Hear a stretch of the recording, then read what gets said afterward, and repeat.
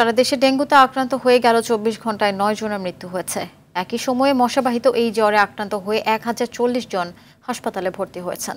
এ নিয়ে চলতি বছরে ডেঙ্গুতে মৃতের সংখ্যা বেড়ে দাঁড়িয়েছে ২১২ জনে, আর শনাক্ত রোগী হয়েছে ৪৯,৯০৭ জন। রোববার স্বাস্থ্য অধিদপ্তরের হেলথ ইমার্জেন্সি অপারেশন সেন্টার ও কন্ট্রোল রুম থেকে পাঠানো ডেঙ্গু বিষয়ক নিয়মিত সংবাদ বিজ্ঞপ্তিতে এ তথ্য জানানো হয়। এদিকে এ মাসে ডেঙ্গু পরিস্থিতি ভয়াবহ রূপ নিতে পারে বলে সতর্ক করেন জাহাঙ্গীরনগর বিশ্ববিদ্যালয়ের প্রাণিবিদ্যা বিভাগের অধ্যাপক ও কীটতত্ত্ববিদ কবিরুল বাশার। তাই সবাইকে সচেতন ও সতর্ক হওয়ার পরামর্শ দেন তিনি।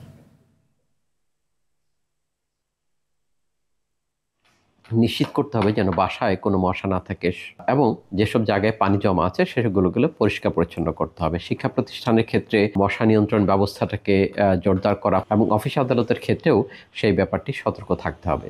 তা না হলে ডেঙ্গুর প্রকোপ আরও অনেক বেশি বেড়ে যাওয়ার একটি ঝুঁকি আছে।